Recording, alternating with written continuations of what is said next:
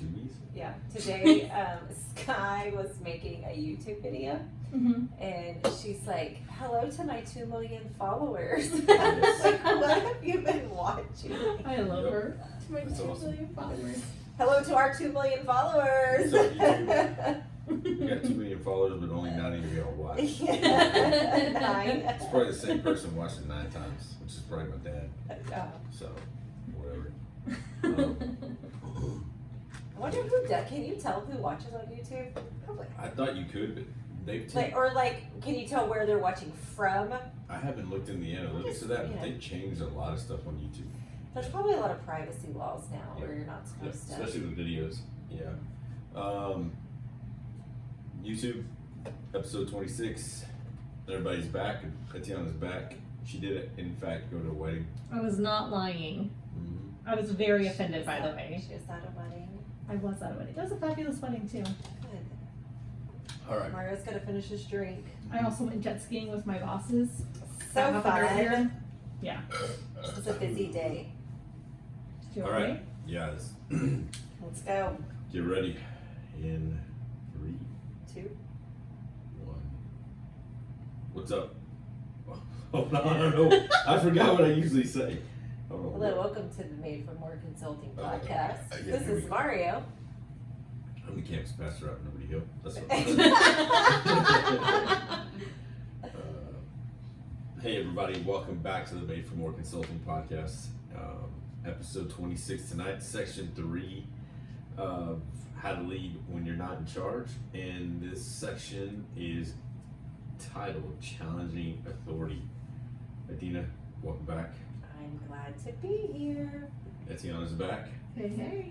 And my wife is back, or she's here, along with I think one of my daughters. I'm not sure they're here. She's Yes, sitting it's over there with her hand over her mouth because I think one of her parents threatened her about not talking. My wife is a very threatening person. So scary. Yeah, so we are episode 26. It is Challenging Authority. This section of the book, just letting everybody know, is probably one of the most practical sections, or it is the most practical section, and you need to get it because it's great. Yeah. Well, one of the things, I know we're going to jump in because this is the third part of it, but one of the things I loved about this book is that the second part is a lot about, the first part is about you, your identity, who you are as a leader. Then it's kind of like, what if it's not right? What if you need to leave? And now this is how to challenge Yes. your boss Exactly, or yeah. authority. So it's Yeah. broken up really, really well. But I guess we should say, if this is your first time to listen, go back and listen to episode 1 and 24 and 25. and 24 and 25. Those were the ones for this book. If you Yeah. want to. It's our third book too. go We're back. finishing Yeah, our I third know. book. And then if you want to see the video version of this, the sound quality is not as good yet because we don't have a professional videographer. Is that what you call You mean it? this isn't professional? It's a phone set up on a ring light You should with take no a picture microphone. this way. Yeah. So, anyways, yeah, go to YouTube, check it out. But episode 26, I think we need to. Yeah. Well, also, I want everybody to keep in mind that we're not reading the entire book. Yes. That we are just kind of we're taking the highlights of the chapters, and we're just giving you a little bit of opinion. We're kind of challenging you and where you are in your life to kind of move forward with it. But definitely pick up the book and buy it for yourself. Yeah. You can do that on our website, right, Etiana? That's right. See, she takes care of everything. She's so good. Yeah, I think that before we get started, I do Okay. want to say if Clay Scroggins listened to this, Oh episode, yes. he needs to let me know. Please just let us know. Drop us a line. Okay, Clay, if you're listening, we will send you a shirt. Yeah. We will Yeah. send him a I shirt. know. I was gonna say. I thought I was gonna send him We'll send it. a copy of one of his books. Oh, back. no. Well, he can have mine with all my notes in it. But Clay, I just saw that someone listened in Atlanta, Georgia. That's the first time anyone's ever listened in Atlanta, Georgia. But we tagged him in a post, and We should do that for everyone. We should say. yeah, I think we did the Jocko too. But he just Okay, if wasn't Jocko there. listens, we'll Then give we- him a we'll give him- hat We'll give him and a everything. book. Yeah. Clay, let us know if you're listening. Yeah, Clay. So chapter 8, section 3 is chapter 8, challenging up.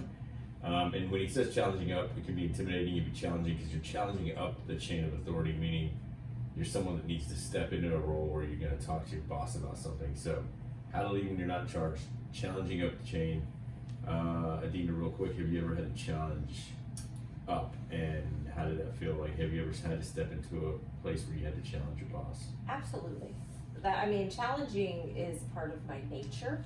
And so, of course, I've had to challenge my boss. And probably, did I do all of the things here that I should have done? No.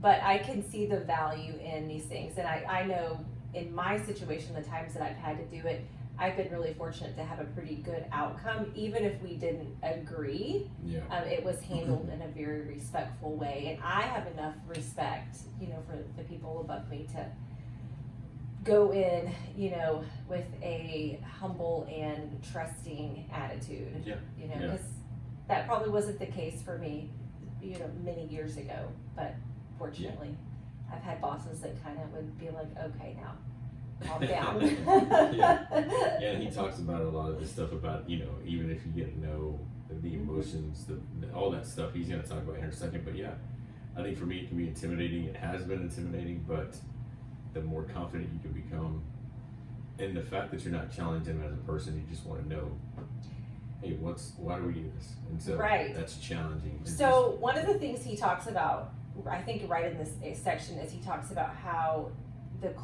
your boss will take it very personal. So you have to be able to detach from it. You have and that was, I thought about one when we extreme ownership. That was one of the things, was detached. But in this, what it really made me think about is whenever you're going in to challenge anyone, your boss, anybody that could be personal, that you really have to guard against that and work really hard to protect that, because it's not personal. Exactly. And I think you put yourself in that other person's shoes before you walk in and go, okay, how is it going to be heard when I say this? And if it's weird, you might want to, again, make sure that you, I think, play it over in your head. What exactly am I going to say? So as it comes out, is he or she going to take offense to this? Because this is our company, or maybe they're a manager of this place for so long, and you're about to challenge something that they put time and effort into. But especially if it's a smaller business where it's they own this business. This is their life. This is their livelihood. This is how they support their family. They have made majority of the decisions. That's a really personal thing. They're having to take care of the whole staff, and you're about to go in and challenge them. So and he says this. He says leadership can feel like a burden. I'm sure you've had the moments where you would rather not feel the pressure of what could be, when you wish you could just turn off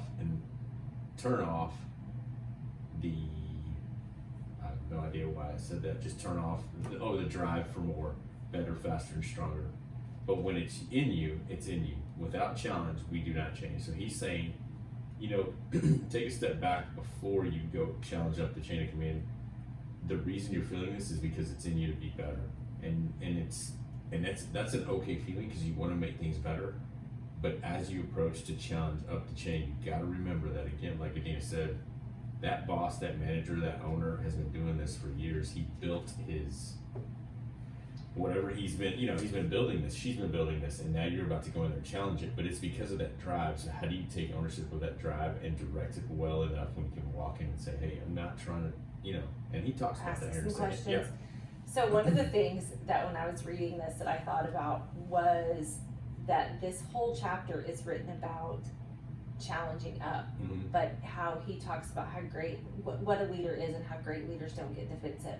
And one of the things that made me think about is, well, what happens when somebody comes to challenge me? And how do I respond?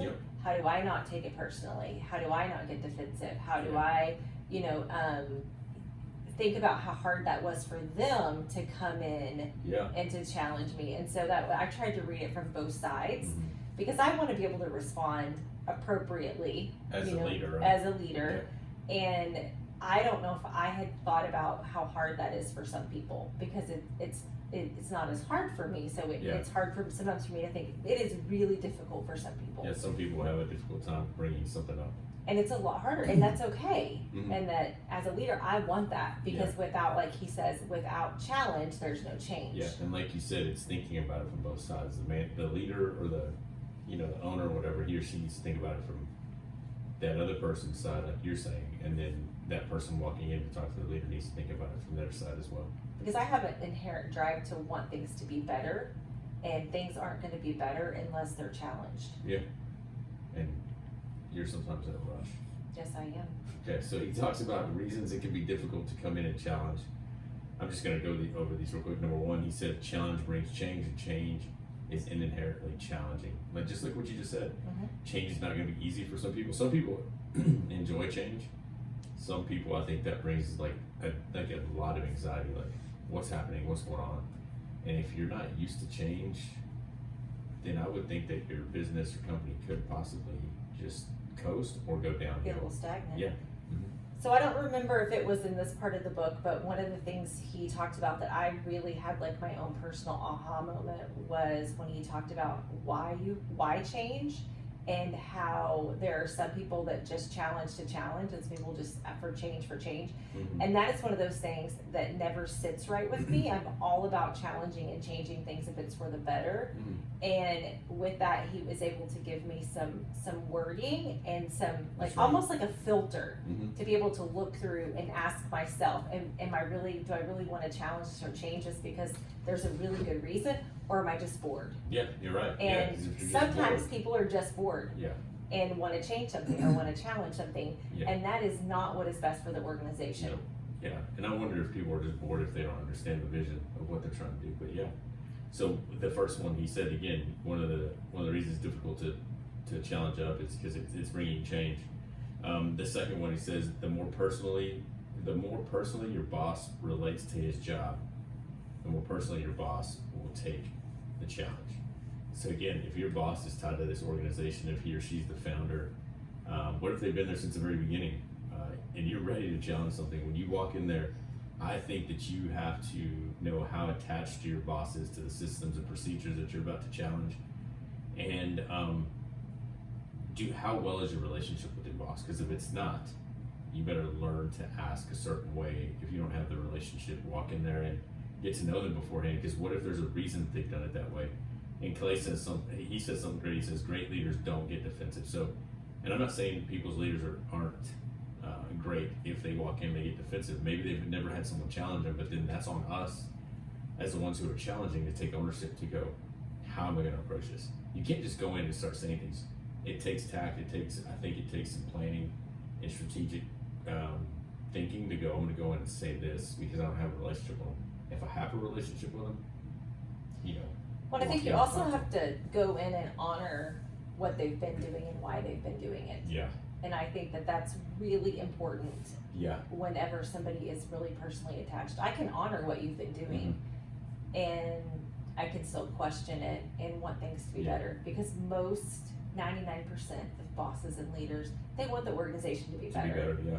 And I think that, again, I can't say it enough, role playing what you're going to say in your head so that you can go, okay, this is it. Because if you walk in and you get nervous and your emotions take hold of you, you're all over the place. And they're like, okay, what are you trying to say? No, just, Right. yeah. Well, and I hope that, I hope everybody has somebody inside or outside the organization that you could run through that with, that you could say like, Exactly, this is what I'm thinking, this How is does what it I sound? see. Yes, how does it sound? If I say this, Mhm. how do you think, how would you take that? Yeah, Yeah. And I would think if you're the only one that knows and you're going in like solo lone wolf, yeah, I'd be careful, because that means that you're like trying to be this lone ranger to go in and try to change things. What if it's working for everybody else and you don't know that because you're bored, right? Man, you get some buy-in too, but don't go in there and say, hey, 5 of us think this. No, just go Always in don't and do just that. go, hey, this is what I was thinking of the system. I know you've been here from the very beginning, but what if we make it better by doing this? What do you think? And yeah, just have some people listen to you. So another reason, this one's interesting, another reason that leaders, it's difficult to go talk to your leaders and challenge up is any change to the present system will be perceived as criticism of past leadership. And that's not throwing your leaders off the hook or letting them off the hook. But I guess if you think about it, maybe someone that's been there forever and is just coasting, they'll go, what in the world? You're just wanting to come in here and change things? And I love what he says. He uses the analogy of each word you say, each thing that you bring up is a brick. And you're either building a bridge or a wall. And when you go in to talk to your boss, he or she, you want to build a bridge to walk over it with them. And the way they explain it to us when we communicate if you're doing public speaking is you want to have a bridge. It's two ways. You walk over there and you get them and you walk back with them.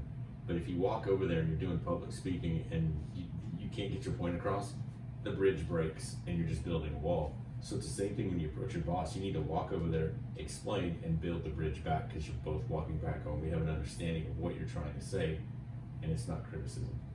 Well, and I like that in that chapter where he's talking about building a bridge or a wall, that he said, here are some of the things that build a wall. And he said it's constantly comparing your team, organization, or church to another team, organization, or church. Yeah.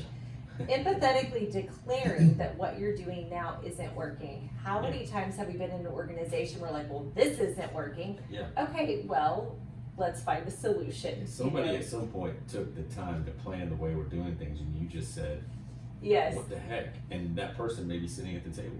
Yeah, this is my favorite one. If I don't get the budget for that, I am not sure we can pull off that event. Yeah, I don't know about Let's that. be a doer. Yeah.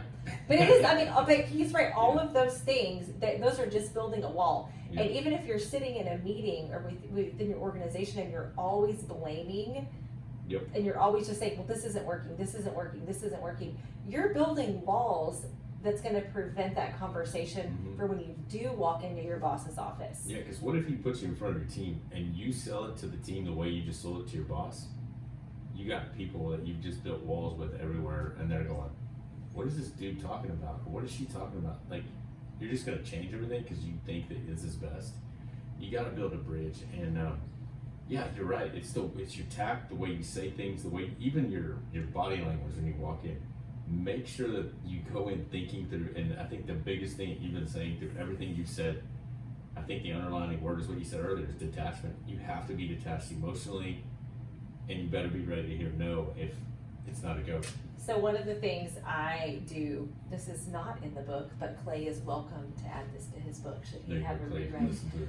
Is I have a 3-day rule, and I stick to it. I mean, almost to the T. If there is something that happens, even if I don't feel like something's going right, if I feel like I want to challenge something, I always wait 3 days.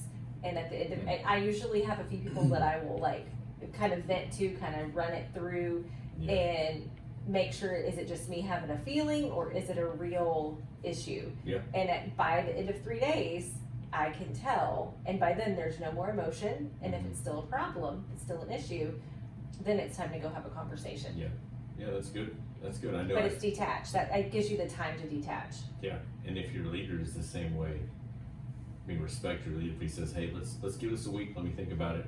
Remember that he or she's been doing this for a while. Let them have the 3 days or a week or whatever, and they go, hey, let's reconvene, and I'll come back with some answers. And then you leave and you go, hey, you know what? I forgot to mention this. This is another part of the plan. But again, one of the things he says here at the end is he says, remember, how well you challenge will determine how much you change. So if you don't challenge well, there's not going to be much change. If you think and process through what you're going to go talk to your boss about, maybe he or she buys in, and guess what? There's a lot of change. So that was chapter 8. That was chapter 8. Yeah, challenging up. I think, again, this is good stuff to go, hey, I need to step in and talk to my boss. Remember, detachment, check your emotions, have your emotions in check. So chapter 9, Adina, he says, breaking down, challenging up. So this is where, again, he gives us more practical. So there was so much stuff in this book, and we didn't want to say the whole thing. So as we go through it, if there's things you think of, let me know. But in this chapter, Clay breaks down some of the key ingredients we need, like when we're challenging up. So I know he talked about him being a baker, like cookies. Like he loves cookies. He knows like the percentage of things that go into making the best chocolate chip cookies, and which is interesting. I didn't know he would be a baker. Not that there's anything wrong with that. He doesn't, but he clearly said that he is not really like a chef. He doesn't really like to cook. He likes food. Yeah, but he's pretty serious about championship cookies. He's pretty serious. So he breaks down what the ingredients are for challenging up, and he says something that I think, again, that we've read in Simon Sinek's and Jocko's book, and it's this: number one of the number one key ingredient is relationship. He talked a lot about this was interesting, and I will tell you that hearing it it was weird for me. He talked about love. He said you don't have to like them, but you have to love them. You cannot lead someone if you don't love them. And he's talking about, serving people, having the greatest commandment that we were given, to love one another. But he says if you look at it through the lens of loving one another, I think you can see past maybe their flaws of who they are as a person, and you're going, okay, or some of the things that they do annoying, but they're a person who's trying to get something better. Their boss. That's what I'm saying. It is just interesting to me. It's when he said love, I was like, that's very interesting. Because when I think of a relationship, I'm going, do I know my boss? How well do I know my boss? And do I have the right? And when I say right, meaning, have I been on the team long enough to go in there and discuss something with him or her about change?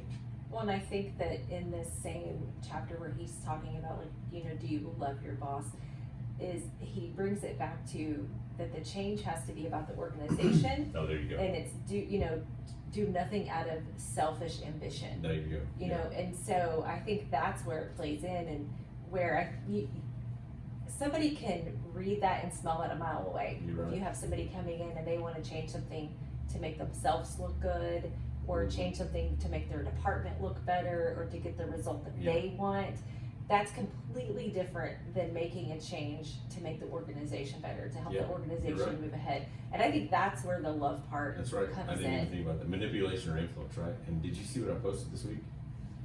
If y'all follow me for more, I posted that intentions smell.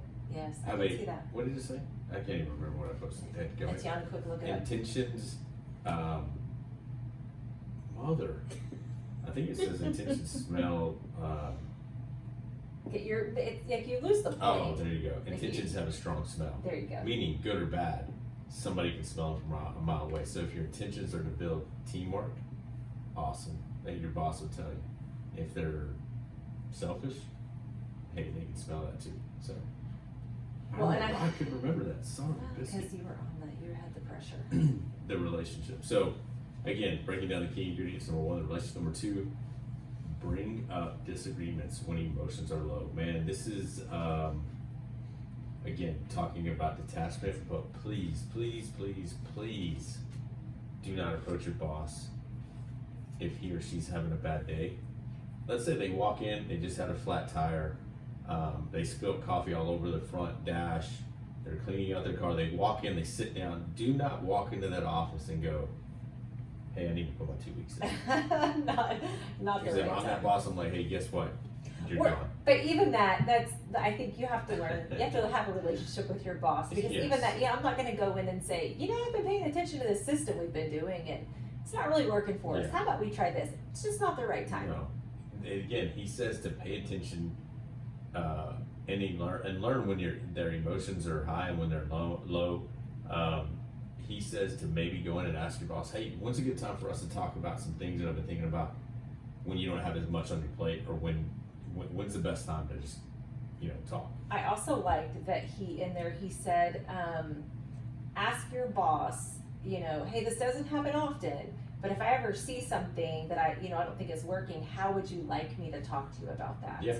Again, it's how you say things. Right, and I was like, and what I loved about that was it kind of like, I've had somebody ask me that before, Yeah. and like what I said was, I need time to process it. So you're better off coming in, talking to me, and saying, you know what, we're gonna get back together in a week. Where some people can just, but I'm like, you're gonna have to give me a minute to process it. And so, but I think that's a good, people that know that about me, when somebody asks that's gonna make that conversation go significantly better. But it's because they have a relationship, but they know you, right? Right. They know you.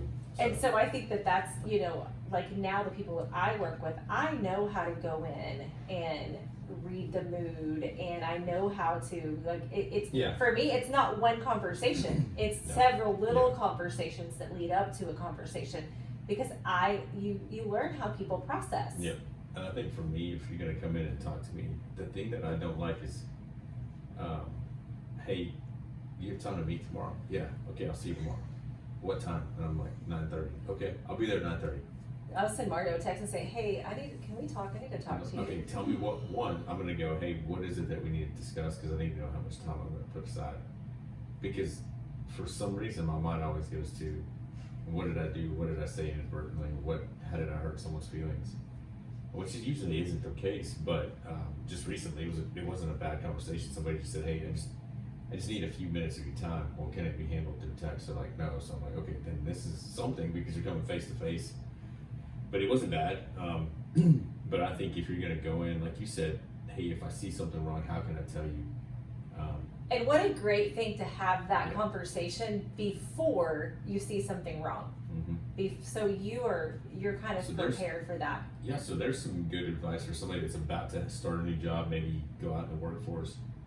It would be, as a leader, if somebody came and asked me that and said, hey, if I ever see anything wrong in the store, how can I approach you and win? Dude, you're already on the A team. I'm like, okay, Okay, yeah. cool. You're thinking ahead.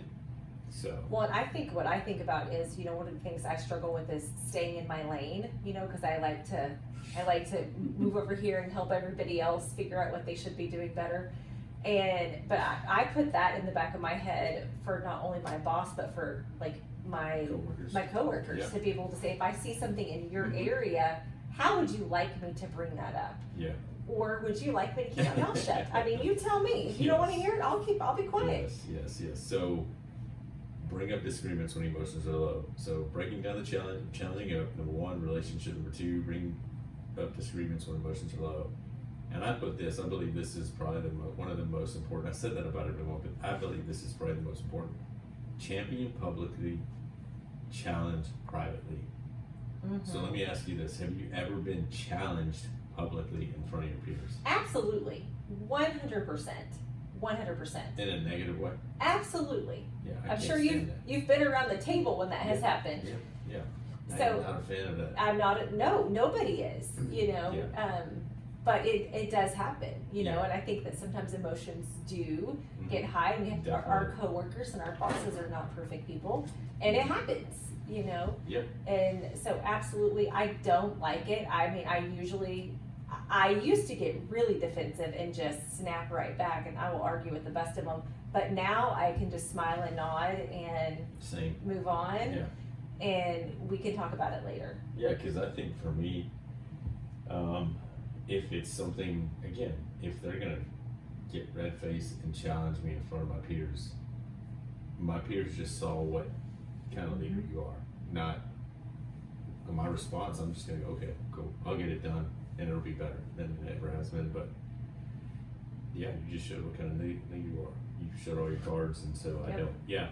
I think I made the mistake, and I felt bad, when I was a young leader doing that to college students or high school students with people that I worked with, and I could have sent the message differently. But when he says champion publicly, meaning, I'm not a big believer in the whole sandwich thing. Like, hey, I'm gonna give you something positive, and then negative, and then positive. I'm more of, hey, you're doing a really good job all the time. Like, hey, I just saw you do that. Great job. But No, and then later saying, hey, in a one-on, but this is why it's important for us to have one-on-ones consistently as a boss, so that someone can bring that up, because they know, hey, I'm going to this meeting every week. I know that we're going to talk about certain things, and maybe there's never anything negative, but that meeting there is to hold positive, negative reinforcements and trying to get better.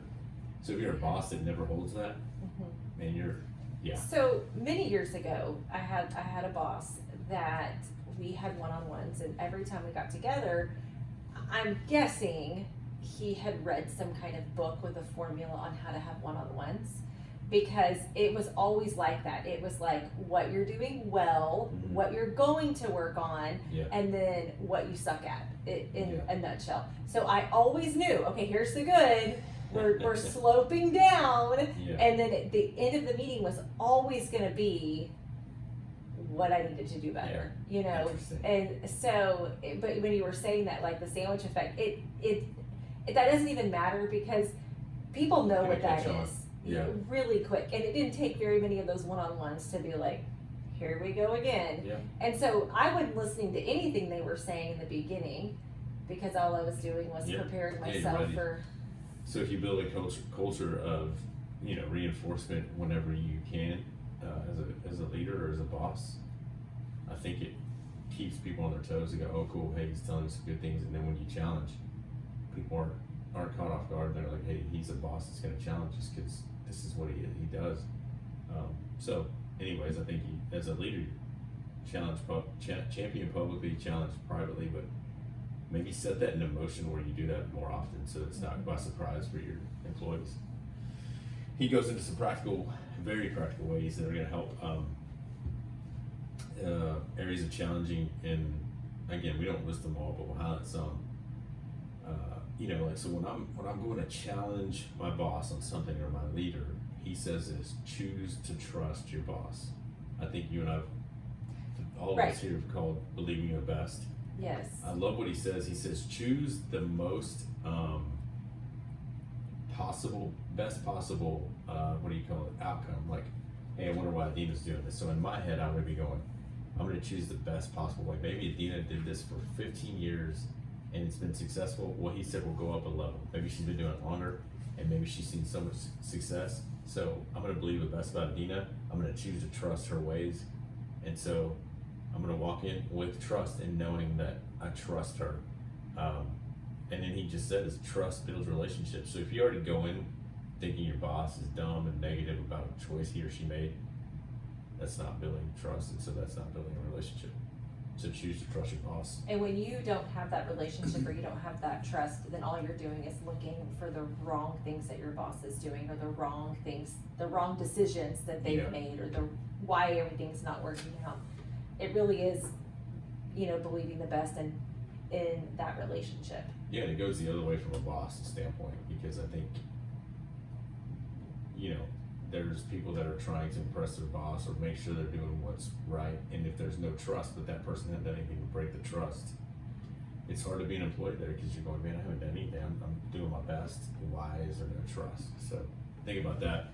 Another helpful area that's challenging is, again, when you're challenging, is admit to yourself and your boss that you may be missing some information. So if I go in to talk to he or she and I'm challenging something, just say, hey, you know what, I might not have all the information. And he talks about using that language, hey, I may not have all the information, but can you tell me a little bit more about this system, because this is what I'm getting from it. So what am I missing? And if they go, oh, you have all the system information, well, hey, you know what, I think there might be a better way to do this. Do you mind if I share? And what it does when you say, hey, I may not have all the information, it drops the blame game, it drops the defensiveness. And then the other way, he said, is to ask them to help you understand, hey, why is it that we do it this way? And those, again, they teach you. I think that is always how you go in. If you can always go in with, like, hey, can you help me understand this? And what am I missing? Yeah. Though that breaks down all of those defenses. You mentioned systems, and one of the things he says in here that I love, because I think sometimes we tend to challenge decisions or we challenge people's leaderships, but in here he says leaders must challenge the process precisely, because any system will unconsciously conspire to maintain the status quo and prevent change. There you go. And so I think it's just the same. We have to challenge our systems and be willing to go in and say, the way that we're doing this, that's nothing personal. It's not on your boss. It's not a leadership decision. But the way that something is happening, I don't want to be the same. We want to grow. We want to change. And I think people that come in hired from new places, they have a new set of eyes, fresh set of eyes that are going to go, hey, why do we do this, do that? Be careful how you ask, but again, the system is meant to change so that it can be better, the organization. He says, another one, I like this one, stay in the balcony to remain emotionally neutral. So when he's talking about staying in the balcony, he said, if you're watching a drama, you shouldn't be one of the actors. And again, the key word is detachment, like stay detached. So you're not a part of the play, you're not a part of the drama, so stay in the balcony where you go, hey, I can see everything that's going on. I just need to give him or her information. And he says, if you can't stay emotionally neutral about a situation, you're not ready to bring it up. That is pretty good. I believe that 100%. And whenever he said stay in the balcony, I was thinking he was going to say like take the high road, which I thought the same thing too. Yeah, but I kind of think that's what he's saying is stay out of all of that. Mhm. You know, stay out of the drama.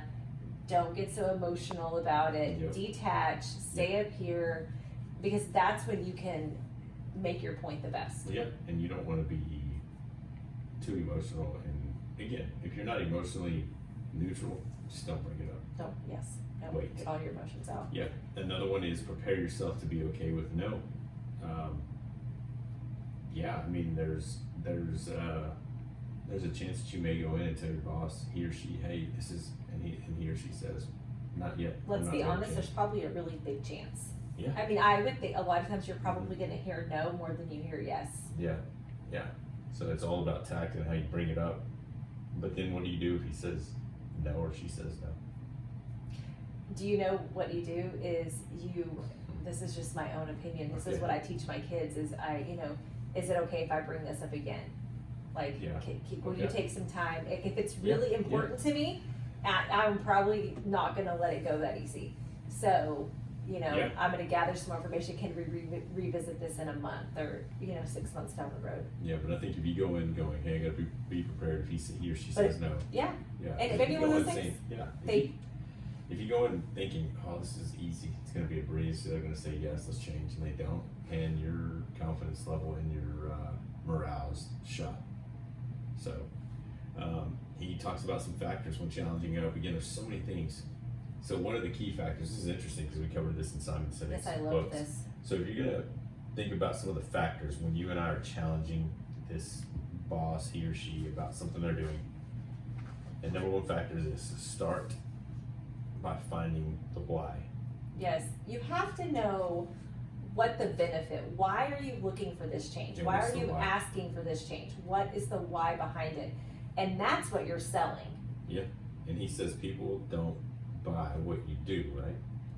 They buy why you do it. And what you do simply proves what you believe. So The clearer your why, the more they'll buy. there you go. Simon Sinek was the one that wrote the book Start with Why. And that's who he was quoting in the book is, make sure you know the why behind what you're challenging. Make sure it's clear.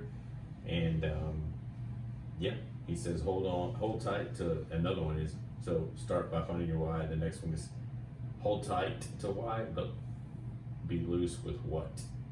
So again, focus on the why, but the what, he's like, that may change. So And your boss may understand your why, but may have a different way that he or she wants to handle it. yeah, And that would be the what. Yeah. So what happens when you're ready to approach your boss? Man, you see, there's so many things. I'm telling you guys gotta buy this book. So what happens when you're ready? You're about to walk in and approach your boss. He says, adjust your approach to fit the person. All this goes back to a relationship. Do you know your boss? Do you know them outside of work? Do you know them inside of work? Do you know what their tendencies are? Do you know their schedule? Like, adjust your approach to fit the person. Meaning, when you go in, is your boss's door open in the morning more than it is in the evening? What's their schedule? So adjust your approach to fit the person. And I think, again, relationship. Declare your intentions before you challenge. There you go, number 2. So yeah, how you start out and what you say is crucial. Be clear with your intentions. Again, if you can smell intentions from a mile away, you better tell them out front, because like you said, if I come in there and say, I was thinking about our schedule and our break, and our break schedule, and my kids go to school from 12 to 1, or from 8 to 5, and they have a lunch break from 12 to 1. And I was just thinking about our lunch breaks, and half the team, they've been wanting longer lunch breaks, and I'm beating around the bush because I want to go have lunch with my kids. Just be intentional and just say, hey, is there any way I can start taking a lunch break with my kids, because it's really important. Again, intention's going to be smelled from a mile away. Declare your intentions before you challenge. And then another one, Ask questions of curiosity and mean it, which this is kind of what we were talking about earlier. yeah, Go in humbly and ask. Maybe I don't have all the information. What is the why behind it? Why do Yeah. we do it this way? yeah, What benefits do you see from it? Ask the questions. Yeah, I think this week I used that last one is, I was in a meeting, we had said some things the week before, and I came in and just said, hey, can you just tell me how you're processing this? Because I can tell you how I am, but I'd love to hear how you are. And it was cool because, it built the bridge, not the wall, and the bridge was, you're right, man, listen to the way I'm processing this. And then they turned around and said, is that how you're doing it? I was like, that's exactly what's going on in my head. And it was cool because we're walking back together on this bridge rather than building a wall of assumptions or maybe being lost in the fog. We're going, no, that's exactly how I feel. So again, ask questions of curiosity and mean it. He ends with the phone example. Oh my gosh. Do you remember this? If you don't, this is crazy. Oh, I remember this one. He said this, when every time someone calls your phone, you automatically get a feeling. Oh, like yeah. a feeling. So, and I said this, I taught Sunday, and I said, I don't even know why we call things phones anymore because we don't talk on the phone. I don't need to talk. It's a texter. So, how do you feel when your boss calls you? Like, what feelings do you get? And what feelings do they get when they see your name on their caller ID? Is it even a caller ID anymore? Well, on your name, phone, yeah. it shows you So, who's calling. When your number comes up on their phone, what kind of feelings do they get? I would imagine that if I were to call my boss, he would be like, why is she calling me? Yeah. Because that's not something that normally happens. Yeah. Now, I would say the different, if I were to like walk in the office, Yeah. I think it's a whole different feeling. Yeah. You know, What but. if he calls you?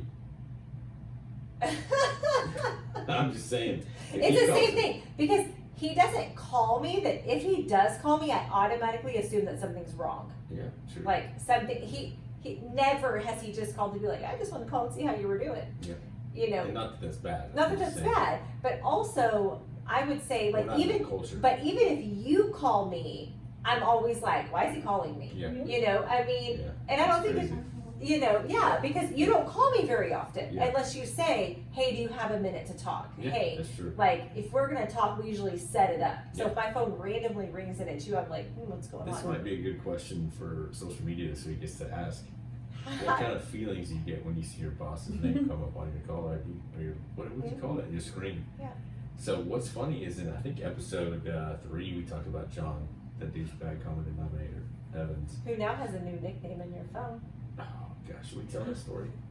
We can tell that story. Hang on. Hold on. So, anytime you text him, we said this before, anytime you text John, he's not going to text you back. You automatically see his name come up because he wants to call.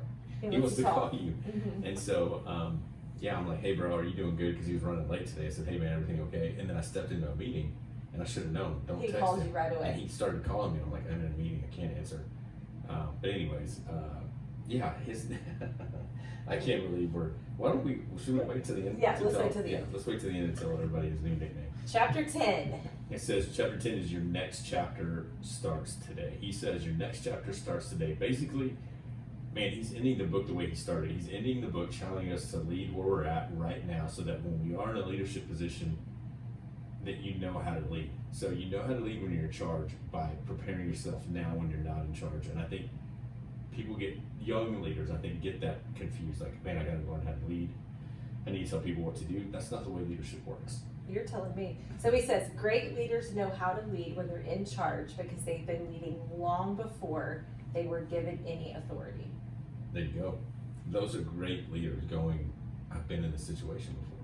And it goes back to last week's college football guys, those young quarterbacks that were in no-name schools faced adversity that the big name schools didn't, because he didn't have the front line. He didn't have all the scholarship players that the other schools had. And so when that quarterback goes to the NFL and he has good people, he's going, hey, I've been in this situation before. I know how to handle this adversity.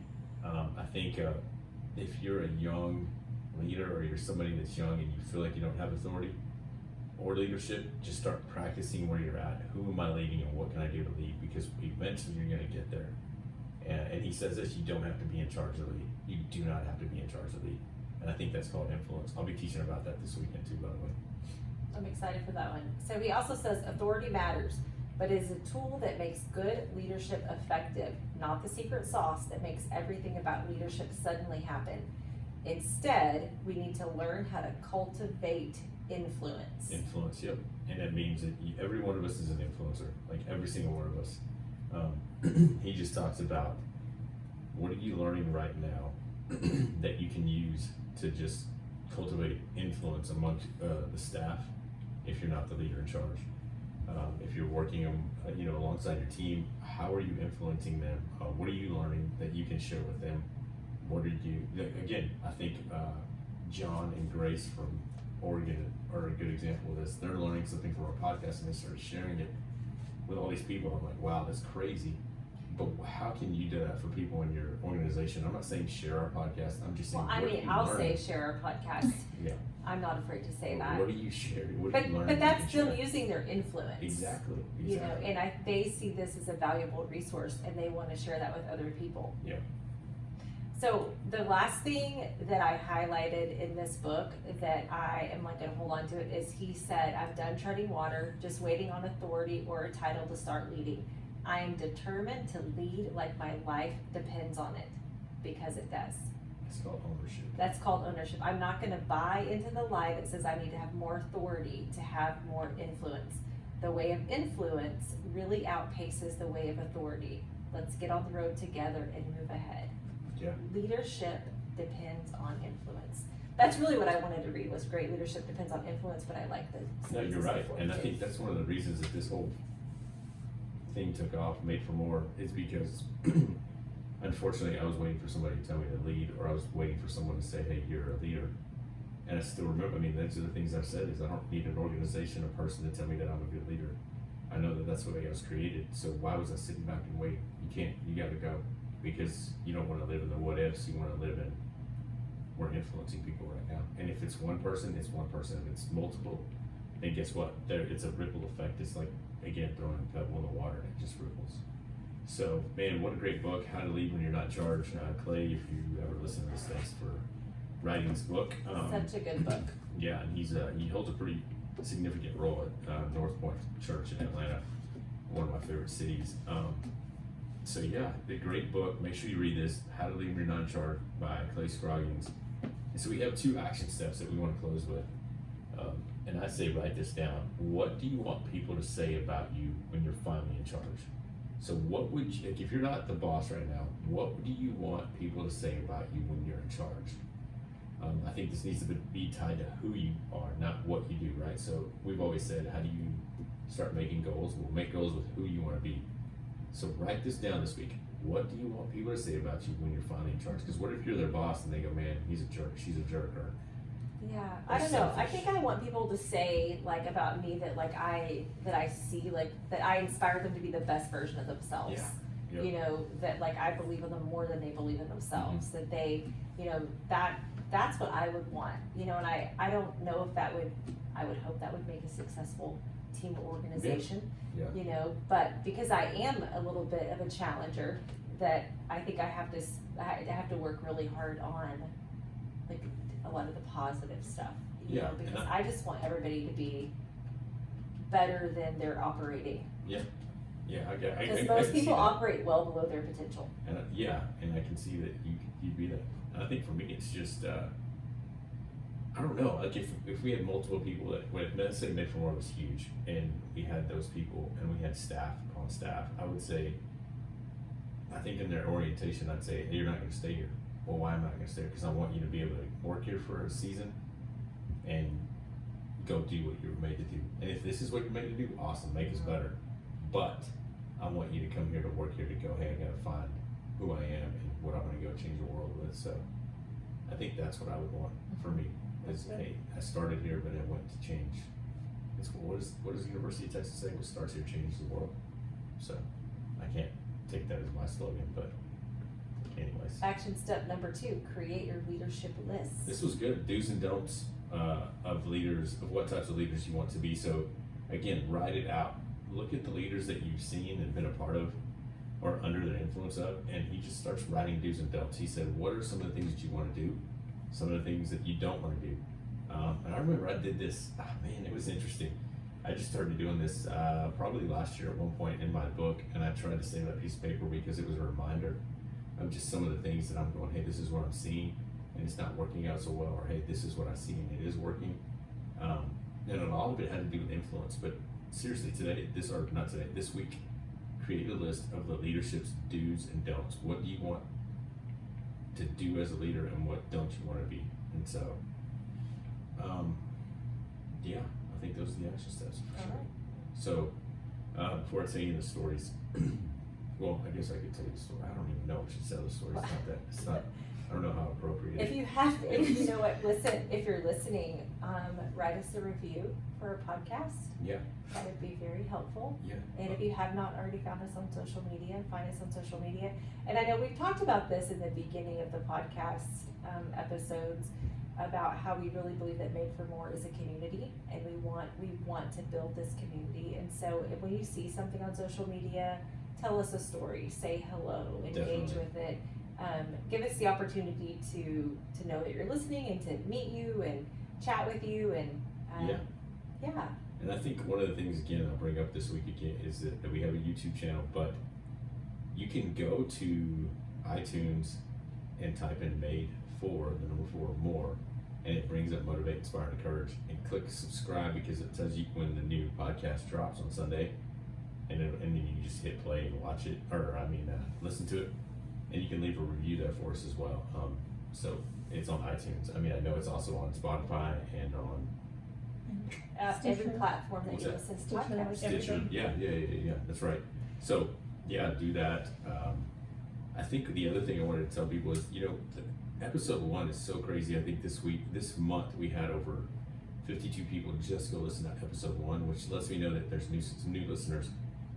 But next week, I was trying to think through, we're done with our 3rd book. I know we're going to do a Q&A again at some point, but it'd be helpful to go back over what Made for More is all about. Well, for sure. I think going back over it, and now that we were 26 episodes in, Mhm. I think that I think we can go deeper Yeah, into some of yes. those things, And your and- microphone works. You and my remember that? microphone Remember works. that first episode, her microphone did. I didn't even. Yeah, I you didn't didn't even turn know it what on. I did. I know. It was so And- weird. but And my then people microphone kept- has gotten better. People kept saying, "Hey, it was a really good podcast, but here's what I want you to know." It sounded like she was off in a distance. I was I like, "Yeah, I was. know. It's my fault. Criticism. Gotta learn how to take it." So, I'm excited about next week. I'm Yeah, me excited too. about that. yeah, and it's been our biggest month. Today is June 30th, halfway through the year. In June, we had over 500 downloads. Our biggest month of the year. We're up over 2,300 downloads. And again, those are just things we're just trying to measure by to go, hey, are people listening? So, I told you guys this, but I don't listen to the podcast because I don't want to listen to myself talk.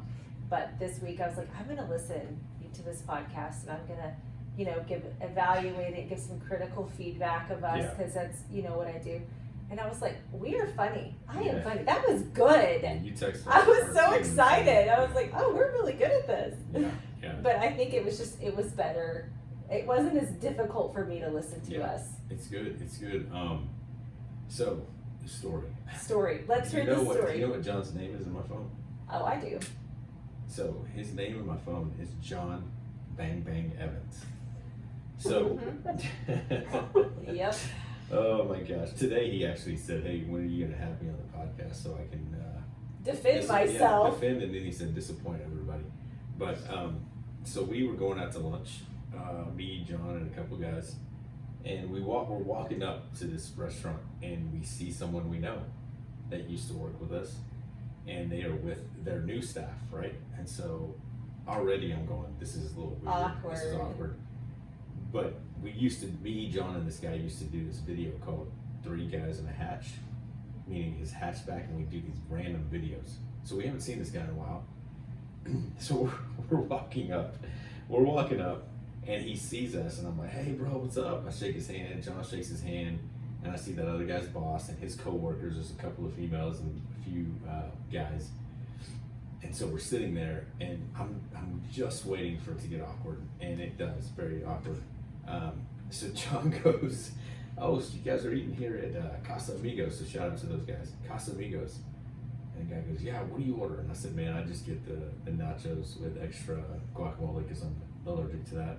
And they started laughing, and then John goes, "Yeah, I get the tacos." And then so the guy that we're talking to, his boss goes, "Hey, I get the tacos too." And the person that we know says, "So do I." Well, then the oldest guy at the table, the boss, goes, have you tried the bang bang sauce?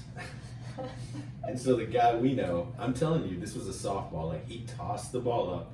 When he said, have you ever tried the bang bang sauce?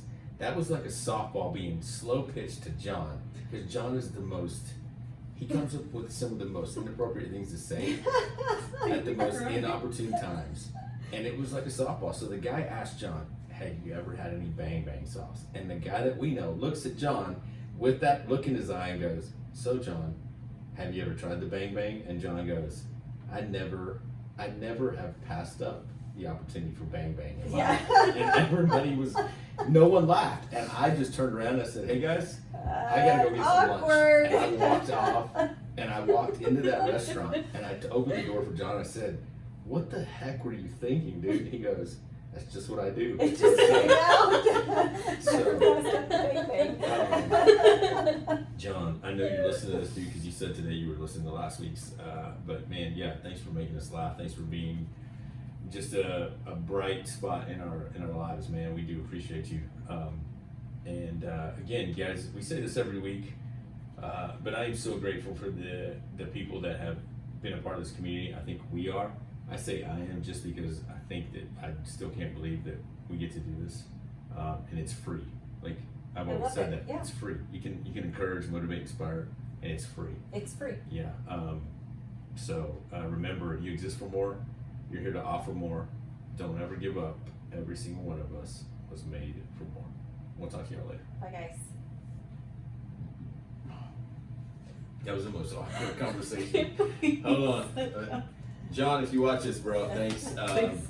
Yeah, we'll see you guys later. Take care. And then Mario.